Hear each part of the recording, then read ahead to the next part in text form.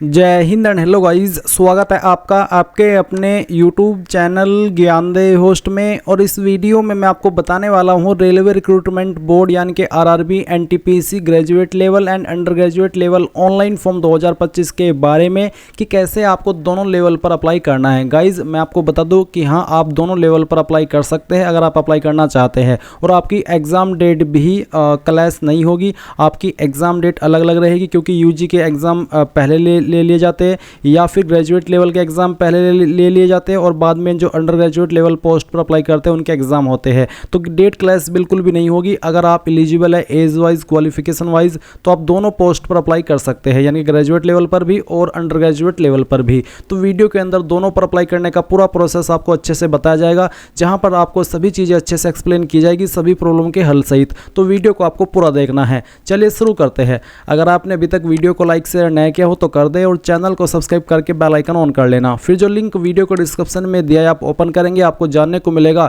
कि दोनों को मिलाकर के 8,860 वैकेंसी निकाली गई है, जिसमें कि आप देख सकते हैं ग्रेजुएट लेवल पर 5,810 वैकेंसी है और अंडर ग्रेजुएट लेवल पर 3,050 है।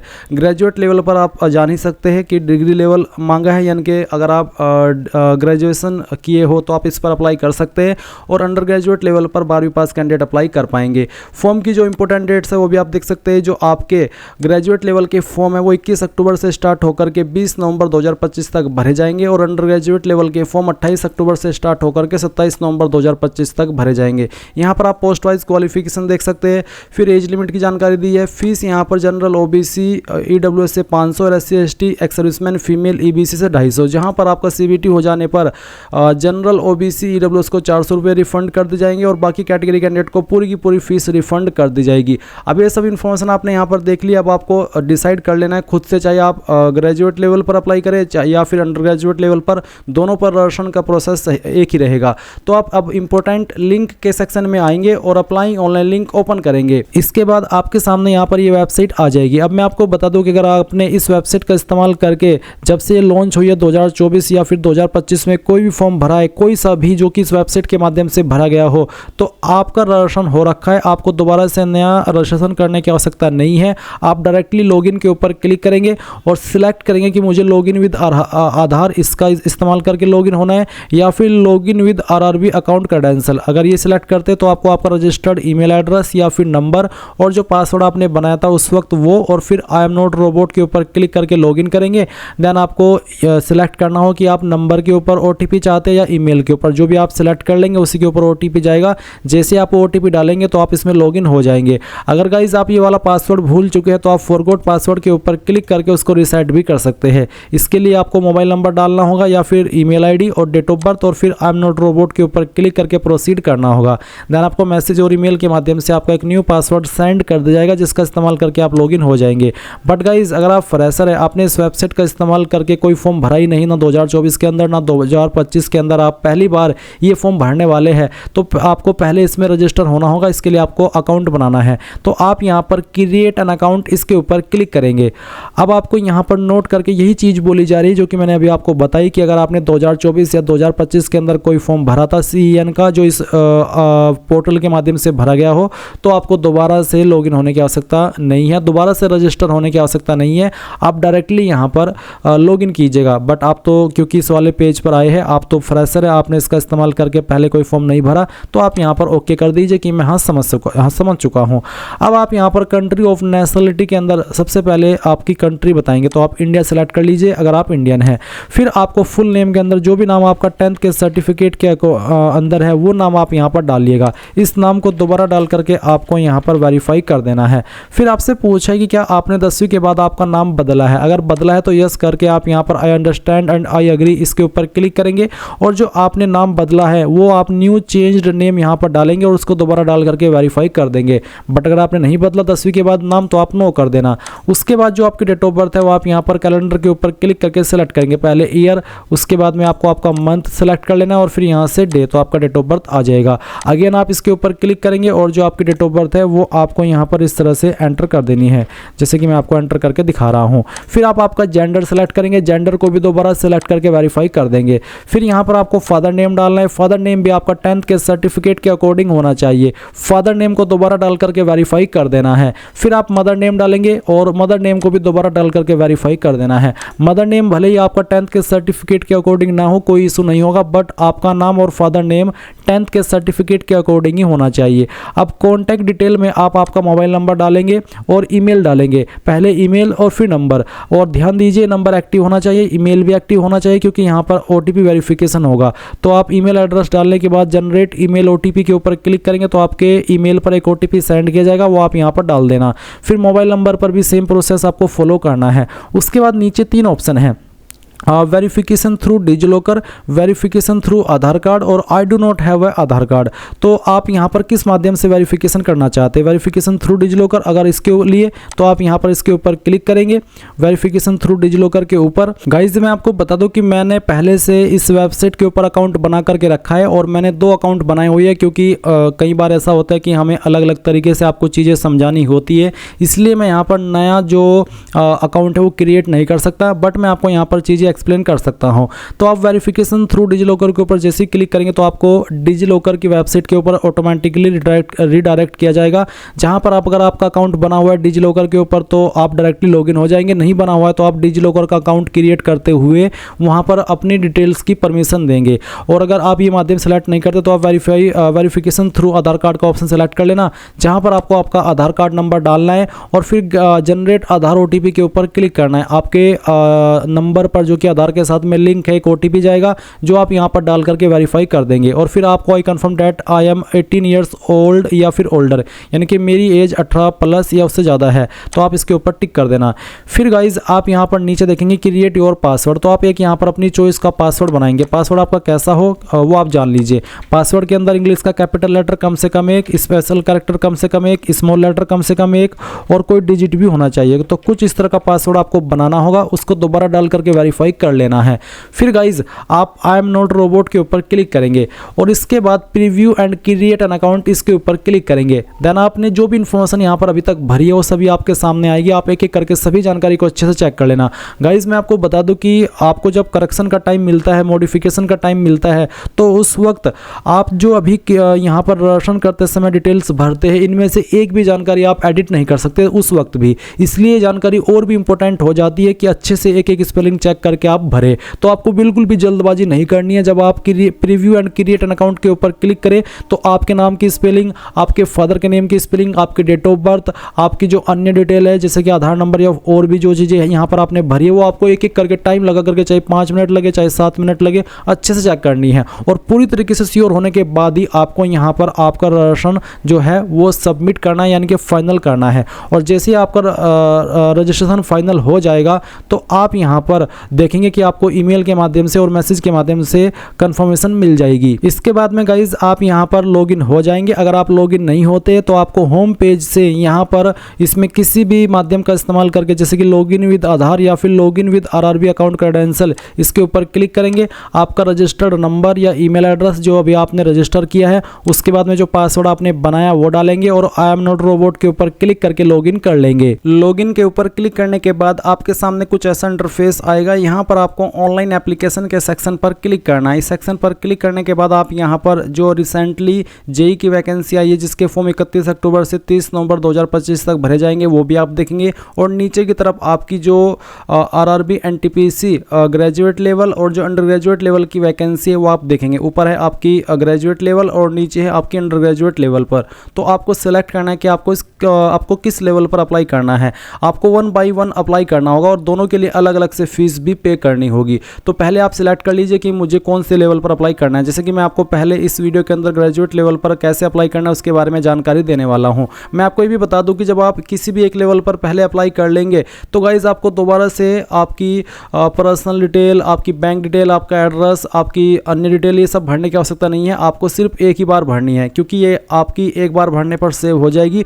उसके बाद आप चाहे तो जब दोबारा किसी दूसरे लेवल पर अप्लाई करें उसको एडिट भी कर सकते हैं। और गाइज आप चाहे तो जो आपकी क्वालिफिकेशन की जानकारी है वो भी एडिट कर सकते हैं। बस अगर कुछ डिफरेंस होगा तो वो होगा आपकी क्वालिफिकेशन की जानकारी का, क्योंकि उसमें आपको उस पोस्ट पर अप्लाई करने के लिए जो क्वालिफिकेशन मांगी है वो अलग से ऐड करनी होगी। जैसे कि ग्रेजुएट लेवल पर अप्लाई करने पर आपको डिग्री की जानकारी या डिप्लोमा की जानकारी देनी है, और अगर आपको 12th लेवल पर अप्लाई करना है तो आपको 10वीं के बाद में आपके 12वीं की जानकारी देनी है। ये डिफरेंस है, बाकी कोई डिफरेंस नहीं रहेगा। अब आप सिलेक्ट कर लीजिए कि आपको यहाँ पर कौन से लेवल पर अप्लाई करना है और किस जोन में अप्लाई करना है, तो वो आप सिलेक्ट कीजिए और फिर नेक्स्ट के ऊपर क्लिक कर दीजिए। इसके बाद ऊपर की तरफ आपकी वो इन्फॉर्मेशन आएगी जो कि आपने अभी रजिस्ट्रेशन करते समय भरी है, और नीचे की तरफ आपको कुछ इन्फॉर्मेशन भरनी है। और अगर आप पहले से रजिस्टर्ड थे, यानी कि आपने 2024 या 2025 के अंदर इस वेबसाइट का इस्तेमाल करके कोई भी फॉर्म भरा है, तो आपने जो उस वक्त इन्फॉर्मेशन भरी थी ऑटोमेटिकली यहाँ पर फैच कर ली जाएगी, आपको दोबारा से भरने की आवश्यकता नहीं है। हाँ, अगर आप उसमें कोई चेंजेस करना चाहते तो वो आप यहाँ पर कर सकते हैं। तो अभी आपको आपका मैरिटल स्टेटस बताना है, मैरिड हो या फिर अनमैरिड हो, जो भी है वो आप सिलेक्ट कर लीजिए। इसके बाद में आप देखेंगे रिलीजन, तो जो भी आपका रिलीजन है वो आपको सिलेक्ट कर लेना है। रिलीजन सेलेक्ट करने के बाद में आप देखेंगे do you wish to avail fee exemption. जो फी एग्जाम्शन मिलता है, मैं आपको थोड़ा एक्सप्लेन कर देता हूँ कि ये ऑप्शन है क्या। जो मैंने आपको वीडियो की शुरुआत में बताया था कि जो जनरल ओबीसी ईडब्ल्यूएस उनको 500 रुपये फीस पे करनी है, और जो बाकी कैटेगरी कैंडिडेट है और फीमेल है उनको 250 रुपये फीस पे करनी है। तो ऐसे में मैंने आपको ये भी बताया था कि जब आपका CBT फर्स्ट हो जाएगा तो जनरल ओबीसी ईडब्ल्यूएस को 400 रुपये फीस रिफंड की जाएगी, भले ही आपने एग्जाम पास किया हो या फेल किया हो। और जो बाकी कैटेगरी कैंडिडेट है जिन्होंने 250 रुपये फीस पे की है उनको पूरी की पूरी फीस रिफंड होती है। तो क्या आप चाहते हैं कि वो मुझे फीस बाद में रिफंड हो? अगर आपने यहाँ पर यस किया तो ही आपको वो फीस रिफंड होगी। अगर आपने इस वाले ऑप्शन में नो कर दिया कि मैं फी एग्जाम्शन नहीं चाहता, तो जो आपने अभी यहाँ पर फीस पे की है वो आपकी चली जाएगी। बाद में जब आपको रिफंड का लिंक मिलेगा रिफंड का प्रोसेस फॉलो करने के लिए, तो उस वक्त चाहे आप उसको फॉलो करें ना करें, आपको फीस रिफंड नहीं होगी, क्योंकि आपका वहाँ पर सिस्टम के अंदर पहले से ही जवाब दाखिल होगा कि हाँ आपको तो फीस रिफंड चाहिए ही नहीं थी, आपने इस ऑप्शन में नो कर दिया था। तो आप इस सभी कैंडिडेट अगर आपको फीस रिफंड चाहिए तो आप इस ऑप्शन में यस कर देना। उसके बाद में जो आपकी मदर टंग है यानी कि मातृभाषा है वो आप सिलेक्ट कर लेंगे। फिर choice of language of examination, किस लैंग्वेज के अंदर आप एग्जाम देना चाहते हैं, जो भी लैंग्वेज आप सिलेक्ट कर लेंगे फिर इसी लैंग्वेज में आपको एग्जाम देना होगा। उसके बाद permanent visible mark of identification first, आपकी बॉडी के ऊपर ऐसा निशान जिससे आपकी बॉडी की पहचान होती है। ये निशान आपकी बॉडी के ऊपर कहीं पर भी हो सकता है, जैसे कि जलने का, कटने का, या फिर कोई इंजरी, या फिर आपका बर्थ मार्क, तो जो भी है वो आप लिख देना। फिर आएगा सेकंड मार्क, तो अगर आपकी बॉडी के ऊपर एक से ज़्यादा मार्क है तो आप दूसरे मार्क के बारे में भी यहाँ पर लिख देंगे। ये दोनों ऑप्शन फिल करने अनिवार्य है, तो कोई भी छोटा मोटा जहाँ पर जो भी निशान है वो आप लिख देना। इसके बाद आती है कम्युनिटी यानी कि कास्ट कैटेगरी, जो भी कास्ट कैटेगरी है, जैसे कि जनरल है यानी कि UR, ST है, OBC है, फिर EWS है। जनरल के कैटेगरी सिलेक्ट करने वाले कैंडिडेट के लिए कोई अतिरिक्त ऑप्शन नहीं आएगा, बट अगर आप ST है तो आपके सामने अतिरिक्त ऑप्शन आएंगे, और वो अतिरिक्त ऑप्शन कुछ ऐसे होंगे जैसे कि आप यहाँ पर देख सकते हैं। तो आपको सबसे पहले नेम ऑफ द ट्राइब यानी कि आपकी ट्राइब कौन सी है, ये इन्फॉर्मेशन आपको देखने को मिलेगी आपके कास्ट सर्टिफिकेट के अंदर, जो कि आपका सेंट्रल का बना होना चाहिए। उसके बाद जो आपका कास्ट कैटेगरी सर्टिफिकेट नंबर है वो आप डालेंगे, ये भी आपको आपके सर्टिफिकेट के ऊपर देखने को मिल जाएगा। फिर कौन सी अथॉरिटी ने आपका सर्टिफिकेट जारी किया, ये सर्टिफिकेट जनरली इन पोस्ट के अधिकारी द्वारा जारी होता है जो यहाँ पर आपको दिए गए हैं।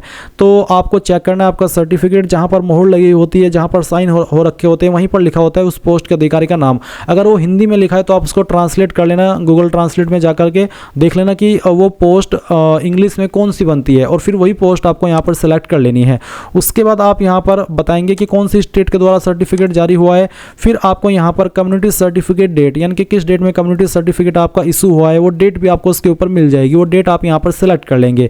फिर जो SC ST को फ्री ट्रैवल पास मिलता है रेल का, क्या आप वो लेना चाहते हैं? अगर हाँ तो यस, और नहीं लेना चाहते तो नो करेंगे। यस करने के बाद में जो आपका कास्ट सर्टिफिकेट है वो आप अपलोड करेंगे, जो इसका साइज है वो 400 KB से कम और फॉर्मेट PDF का होना चाहिए।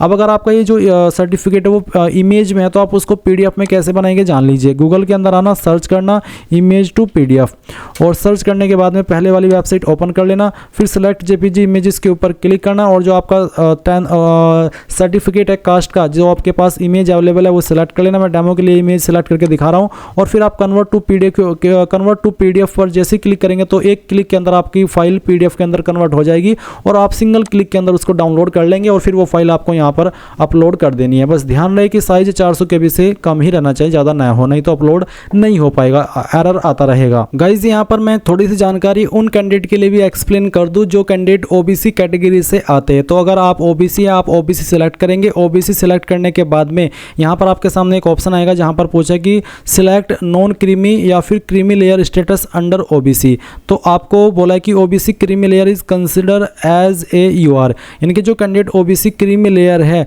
वो जैसे कि यूआर कंसिडर किए जाते हैं, वो यूआर की कैटेगरी के अंदर ही माने जाएंगे, यानी कि जनरल। तो अगर आप क्रीमी लेयर है वो बताइए, और अगर आप नॉन क्रीमी लेयर है तो आप वो बताइए। अगर आप क्रीमी लेयर है तो आप क्रीमी लेयर सेलेक्ट करके I understand and I agree इसके ऊपर क्लिक करेंगे, और अगर आप नॉन क्रीमी लेयर है तो आप इसको सिलेक्ट कर लेंगे। और फिर आपको यहाँ पर बोला भी है कि the OBC candidate must produce OBC non creamy layer certificate based on the income. The maximum income limit is currently 8 lakh, यानी कि 8 लाख होनी चाहिए, जो कि आपका सर्टिफिकेट जारी होना चाहिए after 1 April 2025, after the completion of financial year 2024-2025, but not later than the closing date, यानी कि 1 अप्रैल 2025 के बाद का बना होना चाहिए और 20 नवंबर के बाद का ना हो। 1 अप्रैल से लेकर के 20 नवंबर 2025 के बीच का आपका ये सर्टिफिकेट बना होना चाहिए। आप यहाँ पर इसमें आई अंडरस्टैंड इसको क्लिक कर देना, और फिर आप यहाँ पर नेम ऑफ द कास्ट, जो आपका कास्ट सर्टिफिकेट है सेंट्रल का, उसमें जो कास्ट लिखी गई है वो आप यहाँ पर फिल करेंगे। फिर कम्युनिटी सर्टिफिकेट नंबर डालेंगे, उसके बाद में कौन सी पोस्ट के अधिकारी द्वारा ये जारी हुआ है वो सेलेक्ट कर लेंगे। फिर इशू स्टेट सेलेक्ट करेंगे, और उसके बाद में किस डेट में जारी हुआ है वो डेट भी आपको सेलेक्ट कर लेनी है। तो इस तरह से ये सब जानकारी आप यहाँ पर भर देंगे। आई होप आपको SC ST वालों को भी समझ आ गया कि किस तरह से जानकारी भरनी है कास्ट की, और जो ओबीसी है उनको भी समझ में आ गया है। अब आप यहाँ पर आपके एड्रेस की इन्फॉर्मेशन फिल करेंगे। तो आपका पोस्टल एड्रेस है और फिर परमानेंट एड्रेस है। तो postal address means present address, तो आप आपकी स्टेट सेलेक्ट कर लेंगे, फिर आपकी डिस्ट्रिक्ट, और उसके बाद में जो आपका एड्रेस है वो आप यहाँ पर कंप्लीट एड्रेस के सेक्शन में भर देना। फिर आपकी नियरेस्ट सिटी या फिर मेजर टाउन, मुख्य सिटी कौन सी है वो आप यहाँ पर भर दीजिएगा खुद से टाइप करके।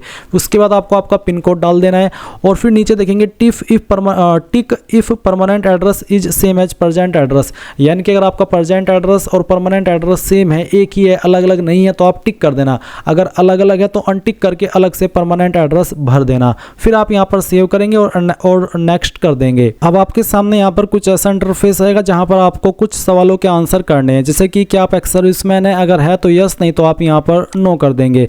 फिर are you a person with benchmark disability, अगर हाँ तो यस, नहीं तो नो करेंगे। बेंचमार्क डिसेबिलिटी मीन्स PWD या मीन्स विकलांग या फिर दिव्यांग। इसके बाद आएगा स्क्राइब, तो is your writing ability affected, यानी कि क्या आपको लिखने में प्रॉब्लम है और आप अफेक्ट है, उसका आपके पास सर्टिफिकेट भी है और आपको उसके लिए स्क्राइब चाहिए। अगर हाँ तो यस, नहीं तो आप नो करेंगे। अगर आप बिल्कुल ठीक है ऊपर वाले की दया से तो आप नो कर देना।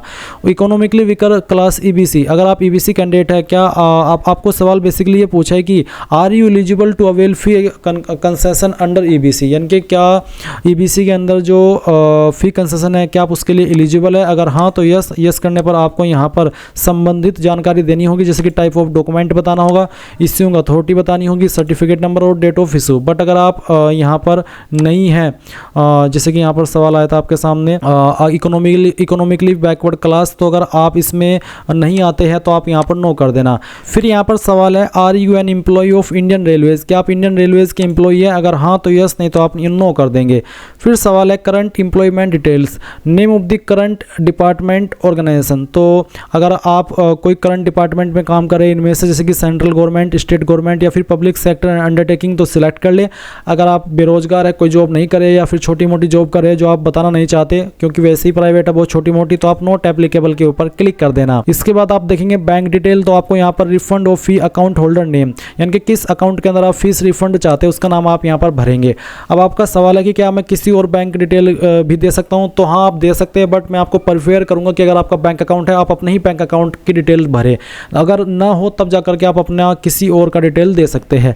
फिर refund of fee bank account number, bank account का नंबर देना है, उसको दोबारा डाल करके कंफर्म कर देना है। फिर IFSC कोड डालना है जो कि आपको आपकी पासबुक के ऊपर और चेकबुक के ऊपर मिल जाएगा, या फिर गूगल के अंदर आपने बैंक का नाम लिखना, ब्रांच का नाम लिखना और IFSC कोड लिख करके सर्च करना, तो आप ऑनलाइन वे में भी अपना IFSC कोड प्राप्त कर सकते हैं। वो आप डाल देना और कंफर्म के ऊपर क्लिक करना, देन आपको बैंक का नाम और बैंक का एड्रेस यहाँ पर ऑटोमेटिकली देखने को मिल जाएगा। फिर आप यहाँ पर सेव करने के बाद नेक्स्ट के ऊपर क्लिक करेंगे। अब आपके सामने यहाँ पर क्वालिफिकेशन की जानकारी आएगी। तो गाइज यहाँ पर मेरा पहले से अकाउंट है इसलिए मेरी 10वीं की इन्फॉर्मेशन ऐड है, तो मैं इसी इन्फॉर्मेशन को एडिट करके आपको दिखाता हूँ। तो आप यहाँ पर देखेंगे कि सबसे पहले आप मैट्रिकुलेशन सेलेक्ट करेंगे, फिर बताएंगे कौन सी स्टेट से आपने आपकी 10वीं की है, किस डिस्ट्रिक्ट से की है वो डिस्ट्रिक्ट सेलेक्ट करेंगे, आपके बोर्ड का नाम यहाँ पर भरेंगे, चाहे वो कोई सा भी बोर्ड है, जैसे जैसे कि CBSE, यूपी या ICSE या फिर कोई अन्य स्टेट का बोर्ड, तो आप यहाँ पर लिख देना। उसके बाद में डेट ऑफ पासिंग किस डेट में पास की है, फिर 10वीं का रोल नंबर और 10वीं का सर्टिफिकेट नंबर या सीरियल नंबर, कोई एक चीज़ आप यहाँ पर भर देना। उसके बाद आप इसको ऐड कर देंगे। ऐड करने के बाद में आप यहाँ पर सेलेक्ट क्वालिफिकेशन में बैचलर डिग्री सेलेक्ट करेंगे, डिसिप्लिन सब्जेक्ट में बैचलर डिग्री, उसके बाद में name of the course as existing on certificate, कौन सा क्वालिफिकेशन ग्रेजुएट में, BA, BSc, BCom जो भी है वो आप लिख देना। उसके बाद में स्टेट कहाँ से किया है वो स्टेट आप सिलेक्ट कर लेना। फिर आपको डिस्ट्रिक्ट बतानी है, फिर नेम ऑफ कॉलेज, यूनिवर्सिटी, चाहे आप आपके कॉलेज का नाम दे चाहे आपकी यूनिवर्सिटी का, कोई भी एक चीज़ आप यहाँ पर भर देना।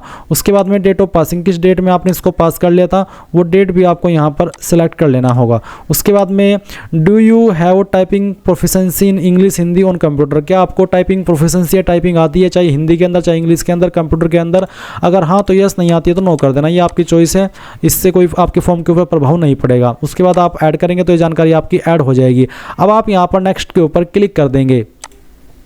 नेक्स्ट के ऊपर क्लिक करने के बाद आपके सामने यहाँ पर कुछ ऐसा इंटरफेस आएगा जहाँ पर आपको फोटो अपलोड करना है लाइव वाला और सिग्नेचर अपलोड करना है। और इसमें आपको सैंपल ऑफ फ्यू रिजेक्टेबल फोटोज़, यानी कि किस तरह का फोटो रिजेक्ट होगा वो आप देख लीजिए। आपका फोटो का बैकग्राउंड बिल्कुल व्हाइट होना चाहिए, क्लियर होना चाहिए, बिल्कुल कोई रंग बिरंगा नहीं होना चाहिए और बिल्कुल सटीक आप सामने होने चाहिए। और कपड़े भी आपके बिल्कुल अच्छे होने चाहिए, क्योंकि कई बार ये जो आप फोटो क्लिक करते हैं इसमें अगर आपका कपड़े रंग बिरंगे होते तो कैमरा बार बार आपको एरर देता रहता है। इसलिए बहुत ही अच्छे तरीके से बोला है कि dress in non white clothing, जो वाइट कपड़े ना हो, नॉन वाइट के अलावा कोई भी कपड़े, वाइट के अलावा कोई भी कपड़े पहन करके आप अपना ये फोटो क्लिक कर सकते हैं। और फिर सिग्नेचर भी आपको अपलोड करना होगा। सिग्नेचर का साइज बोला है कि 30 KB से लेकर के 49 KB के बीच में होना चाहिए। तो आप ब्राउज के ऊपर क्लिक करेंगे और जहां पर भी आपकी सिग्नेचर की फाइल है वो आपको यहां पर सिलेक्ट करनी होगी। जैसे कि डेमो के लिए मैं यहाँ पर एक फाइल आपको दिखाता हूँ सिलेक्ट करके। मेरे पास कुछ सैम्पल इमेज पड़े हुए हैं, मैं इसको सेलेक्ट करता हूं, ओपन कर लेता हूं। अगर आपका साइज़ कम ज़्यादा हुआ तो वो इस तरह से एरर आता रहेगा, जब तक कि आप यहां पर दिए गए इंस्ट्रक्शंस के अकॉर्डिंग आपका जो सिग्नेचर है वो सिलेक्ट नहीं करेंगे। चलिए मैं इस वाले सिग्नेचर को सिलेक्ट करके ओपन करके दिखाता हूँ। इस तरह से सिग्नेचर आएगा, आप इसको क्रॉप कर सकते हैं आपकी चॉइस के अकॉर्डिंग इस तरह से यहाँ पर। और फिर आप यहाँ पर इसको राइट कर देना और उसके बाद आप यहाँ पर देखेंगे कि आपका सिग्नेचर इस तरह से आ जाएगा। अगर वो ब्लर हो रहा है तो आपको उसका जो वाइट पार्ट है, यानी कि जो आपका सिग्नेचर है उसमें वाइट पार्ट होता है ना, आपको उतना ही सिग्नेचर रखना है जितने में सिग्नेचर है। बाकी जो वाइट पार्ट होता है जब आप उसको इस तरह से अपलोड करते हैं तो वो ब्लर हो जाता है, इसलिए इस चीज़ का आपको ध्यान रखना है। फिर आप यहाँ पर टिक करेंगे I have uploaded my own signature, इसके ऊपर टिक और सेव करेंगे एंड देन आप नेक्स्ट के ऊपर क्लिक कर देंगे। और गाइज मैं आपको जो आपका लाइव फोटो है उसके बारे में थोड़ी सी जानकारी और बताता हूँ एक अन्य वीडियो से, थोड़ा एजुकेशनल पर्पज़ के रूप में। गाइज ये जानकारी उन कैंडिडेट के लिए जो कि फॉर्म मोबाइल से भर रहे हैं और वो अपना फोटो मोबाइल से अपलोड करना चाहते, तो आप यहाँ पर capture live image from mobile इसके ऊपर क्लिक करेंगे। इसके ऊपर क्लिक करने के बाद में यहाँ पर गाइज आपको कुछ ऐसा विकल्प देखने को मिलेगा। आप QR कोड को स्कैन करना और फिर जो लिंक आएगा उसके ऊपर क्लिक करना। उसके बाद आपको RRB अप्लाई इस तरह की वेबसाइट ओपन होगी। आप यहाँ पर 2 फैक्टर ऑथेंटिकेशन के माध्यम से इसमें लॉगिन हो जाना और फिर आप यहाँ पर इसको अलाउ कर देना। अलाउ करने के बाद में आप यहाँ पर इस तरह का इंटरफेस देखेंगे जैसे कि आप देख पा रहे हैं। आपको कैप्चर लाइव इमेज इसके ऊपर क्लिक करना होगा। जैसे आप कैप्चर लाइव इमेज के ऊपर क्लिक करेंगे तो आपका कैमरा ऑन हो जाएगा। आप बहुत ही सिंपल तरीके से अपना जो फोटो है वो कैप्चर कर लेंगे। फोटो कैप्चर हो जाने के बाद में आपके सामने इस तरह से आएगा और फिर आप यहाँ पर इसको सबमिट कर देना, यानी कि इसको आपको फाइनल सबमिट करना होगा। आप देख सकते हैं कि आपका फॉर्म सक्सेसफुली आपका जो फोटो है वो सक्सेसफुली अपलोड हो चुका है। और ये अपलोड हो जाने के बाद में आप यहाँ पर टिक करके सेव एंड नेक्स्ट के ऊपर क्लिक करेंगे। इसके बाद में आपको यहाँ पर आपकी पोस्ट प्रेफरेंस देनी है। आपके जोन में जितनी पोस्ट अवेलेबल है आप वो ऑप्शन यहाँ पर प्रेफरेंस में देखेंगे और आप इस तरह से अपनी चॉइस के अकॉर्डिंग इनको प्रेफरेंस दे देंगे। तो आप यहाँ पर जैसी प्रेफरेंस दे दें आपको यहाँ पर नीचे टिक करना है। टिक करने के बाद में नीचे डिक्लेरेशन देखेंगे। डिक्लेरेशन में आपको यहाँ पर पैलेस का नाम देना है। आप में से बहुत सारे कैंडिडेट यहाँ पर अपना खुद का नाम दे देते हैं। आपको खुद का नाम नहीं देना है, उस जगह का नाम देना है जहाँ से आप फॉर्म भर रहे हैं और उसमें भी सिटी का नाम, और फिर सबमिट कर नेक्स्ट कर देना है। और उसके बाद आपके सामने आपके फॉर्म का प्रीव्यू आएगा। जो भी जानकारी आपने शुरू से लेकर अभी तक भरी है वो सभी आपके सामने है। आप यहाँ पर एक बार फिर से चेक करके यहाँ पर टिक करना और सबमिट कर देना। सबमिट करने के बाद में आपको पेमेंट के पेज पर ट्रांसफ़र किया जाएगा। इसके बाद में जब आप अपनी एप्लीकेशन फ़ीस जमा कर देंगे तो ही आपका फॉर्म फाइनल सबमिट माना जाएगा, उसके पहले तक आपका फॉर्म सबमिट नहीं माना जाएगा। इसलिए गाइज आप यहाँ पर जो आपकी फ़ीस है वो पे कीजिए, और पे भी तब कीजिए जब आप पूरी तरीके से श्योर हो जाए। और इस तरह से गाइज आप लोग आरआरबी एनटीपीसी ऑनलाइन फॉर्म 2025 भर पाएंगे। आई होप ये प्रोसेस आपको पसंद आया होगा। कोई भी सवाल डाउट रह गया हो किसी भी जानकारी को लेकर के तो आप कमेंट के माध्यम से पूछ लेना। Thanks for watching. जय हिंद।